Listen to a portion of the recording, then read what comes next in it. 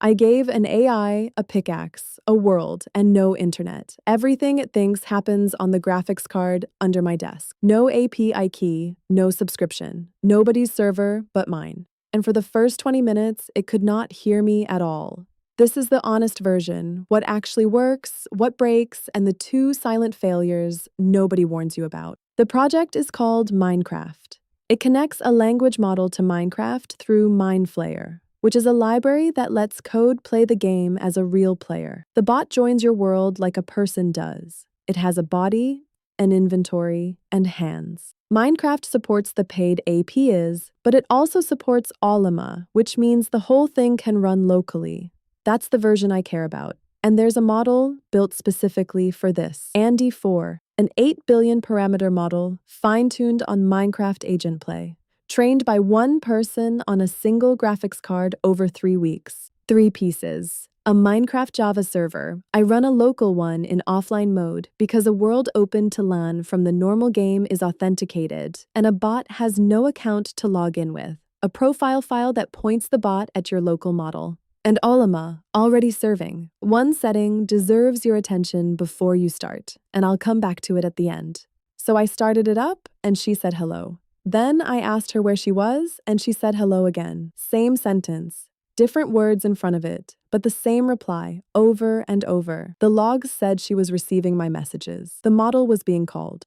And what came back was nothing at all. An empty response, every single time. Here is what was actually wrong, and it is worth 5 minutes of your life to avoid. Every model on Ollama carries a chat template, the pattern that wraps your system prompt and your messages into the exact format the model was trained on. I pulled up the template for Andy 4, and it was a DeepSeek template, written in Jinja using DeepSeek's special tokens, on a model built from Llama 3.1. Served by ollama, which uses a completely different templating language. So the template never rendered. And Minecraft's system prompt, the documentation for every command the bot can use, its world state, its inventory, all of it, was silently thrown away before the model ever saw a word of it. No error, no warning. Just a bot that chats vaguely and never does anything. I rebuilt the model with the correct llama template. That one change is the difference between a useless bot and a working one. And the community that maintains the popular Minecraft fork already warns about it. For these models, they tell you to avoid ollama entirely and use LM Studio instead. They're not wrong, but if you want to stay on ollama, fix the template. There was a second one hiding behind the first. Andy 4 ships with its context window set to 8,000 tokens, even though the architecture supports 131,000. And Minecraft's prompt is enormous. Every command, documented, plus the state of the world around the bot. At 8,000, your actual message gets pushed out of the window before the model reads it. Same symptom as the template bug. Not an error. Silence. I rebuilt it at 32,000. And if that sounds familiar, it's because this is the second time a baked-in context setting has quietly crippled a model on this machine. It is the first thing I check now. With both of those fixed, she started trying. That is genuinely the right word. She looked around, ran commands, described what she saw, and then a skeleton killed her. And then another one did. I turned the difficulty down because I wanted to find out what she could do, not watch her die at night. That is not cheating. It's isolating the variable. And then she did something that genuinely impressed me. I asked for a wooden pickaxe. She said, let's turn these planks into a pickaxe, and ran the craft command. It failed because a pickaxe needs sticks. And she noticed, quote, oopsie daisy, I forgot we need sticks too. Let's whip up some sticks first. Then she crafted sticks. Then she crafted the pickaxe. That is a plan, a failure, a diagnosis, and a correction from an 8 billion parameter model running on one consumer graphics card with the internet off. 2 years ago, that was a research demo. Tonight, it happened in my basement while I watched. Now the part the tutorials leave out. She kept crafting pickaxes, 6 of them, cheerfully announcing, and I quote, total 3 pickaxes now, which is both wrong and beside the point, because nothing in the system ever told her the job was finished. I asked her to gather 10 oak logs. She followed me instead. I asked her to make a pickaxe and drop it for me. She made it and kept it. I said, come to me, and she said, verbatim, I'm not seeing anything, just a bare stony hill, and my health is full. No worries about mobs. Both things, one sentence. And for the entire session, she called me Ultimate Excellence, which is not my name. Put those together and you get something more useful than a verdict. It can act. Individual commands fire correctly: pathfinding, searching, gathering, crafting, even recovering from a failed recipe on its own. What it cannot do is hold a goal.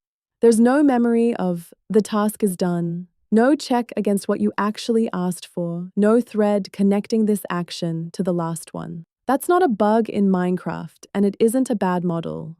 It's the shape of where local agent models are in the middle of 2026, capable of steps, not of plans. And the fix is not a bigger model, it's scaffolding. There's a fork of this project built by someone who hit exactly this wall, and what he added tells you everything: a goal queue, persistent rules, a confidence engine, and prompts budgeted to fit a small context. Not intelligence, bookkeeping. Back to that setting.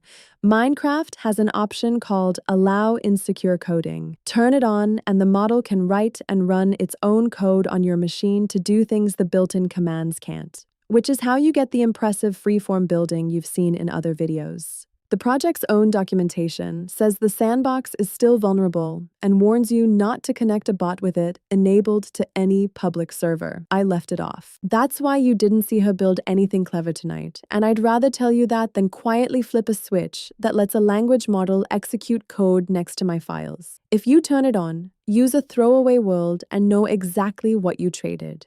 Honestly, yes, but not to get things done. As a co-op partner, it is not useful yet. It'll follow you, chat, chop a tree, and forget why. As a thing to watch and learn from, it's fascinating, and it's the cheapest way I know to feel where the edge of local agents actually sits. It costs nothing to run. It works with the internet unplugged. Nothing I typed left this house. And the next version of this will be better because the gap isn't intelligence. It's the boring part, remembering what you were asked to do.